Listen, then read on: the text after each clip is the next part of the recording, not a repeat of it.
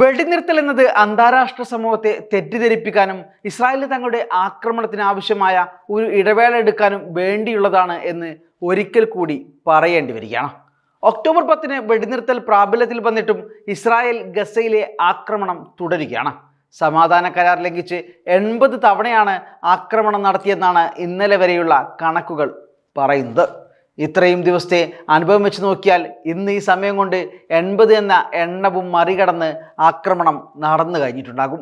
ഇസ്രായേലും ഫലസ്തീനും തമ്മിൽ അമേരിക്കയുടെയും ഈജിപ്ത് ഉൾപ്പെടെയുള്ള രാജ്യങ്ങളുടെയും മധ്യസ്ഥതയിൽ ഉണ്ടാക്കിയ കരാറാണ് ഇങ്ങനെ പകൽ വെളിച്ചത്തിൽ പച്ചക്ക് ലംഘിക്കപ്പെടുന്നത്.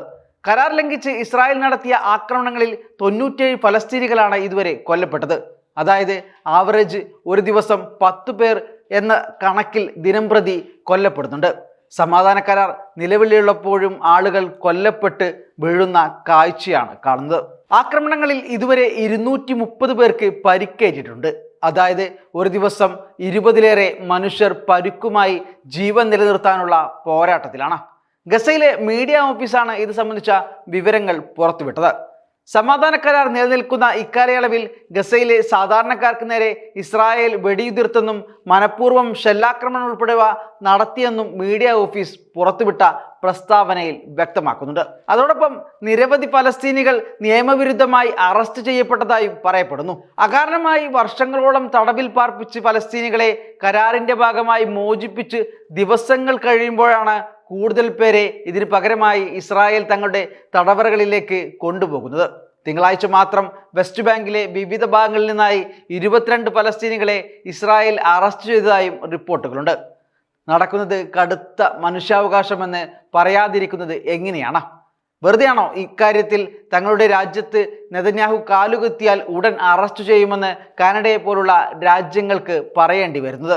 അതേസമയം US പ്രസിഡന്റ് ഡൊണാൾഡ് ട്രംപ് മുന്നോട്ട് വച്ച സമാധാന കരാർ അനുസരിച്ച് ഗസയിലെ ഫലസ്തീനികൾക്ക് സുരക്ഷയൊരുക്കാൻ അന്താരാഷ്ട്ര ഇടപെടലുകൾ ഉണ്ടാകണമെന്നും ഗസ മീഡിയ ഓഫീസ് ആവശ്യപ്പെട്ടു കഴിഞ്ഞു.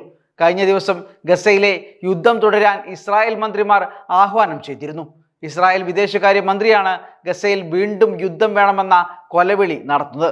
ഹമാസ് നിലനിൽക്കുന്നിടത്തോളം കാലം യുദ്ധം തുടരുമെന്നാണ് മന്ത്രി പറഞ്ഞത്.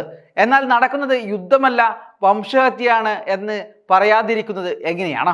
ഇതിനെല്ലാം പുറമെ ഗസയിലേക്ക് എത്തേണ്ട അടിസ്ഥാന സൗകര്യങ്ങൾ ഇപ്പോഴും പടിക്ക് പുറത്തു തന്നെയാണ്. ഗസയിൽ ഹമാസ് തടവിലാക്കപ്പെട്ട മുഴുവൻ ബന്ദികളെയും മോചിപ്പിക്കും വരെ റഫ അതിർത്തി അടച്ചിടുമെന്ന നിലപാടിലാണ് ഇസ്രായേൽ ഉള്ളത്. കരാറിൽ എവിടെയും പരാമർശിക്കാത്ത ഇക്കാര്യം പറഞ്ഞ് ജനങ്ങളെ കൂടുതൽ ബുദ്ധിമുട്ടിക്കാനാണ് ഇസ്രായേൽ നീക്കം. 10,000-കണക്കിന് മനുഷ്യർ ഇപ്പോഴും കൃത്യമായ ഭക്ഷണം പോലുമില്ലാതെ നരകിക്കുകയാണ്. ഇത്രയൊക്കെ ചെയ്തികൾ നടക്കുമ്പോഴും ഗസയിൽ വെടിനിർത്തൽ പ്രാബല്യത്തിൽ ഉണ്ടെന്നാണ് അമേരിക്കൻ പ്രസിഡന്റ് ഡൊണാൾഡ് ട്രംപ് അവകാശപ്പെടുന്നത്. മാത്രമല്ല, എന്തെങ്കിലും അനിഷ്ട സംഭവങ്ങൾ ഉണ്ടായിട്ടുണ്ടെങ്കിൽ അതിന് കാരണം ഹമാസ് ആണെന്നാണ് ട്രംപിന്റെ നിലപാട്. മാത്രമല്ല, ഹമാസിനെ തുടച്ചു നീക്കും എന്നൊരു ഭീഷണി കൂടി ട്രംപ് ഉയർത്തുന്നുണ്ട്. ഇസ്രായേൽ നടത്തിയ വംശഹത്യയിൽ ഗസയിലെ മരിച്ചവരുടെയും പരിക്കേറ്റവരുടെയും കണക്കുകൾ കൂടി പറഞ്ഞ് തൽക്കാലത്തേക്ക് നമുക്ക് അവസാനിപ്പിക്കാം. 2023 ഒക്ടോബർ 7 മുതൽ ഗസയിൽ ഇസ്രായേൽ നടത്തിയ ആക്രമണങ്ങളിൽ 68,159 പേർ കൊല്ലപ്പെടുകയും 1,70,70,203 പേർക്ക് പരിക്കേൽക്കുകയും ചെയ്തിട്ടുണ്ട്.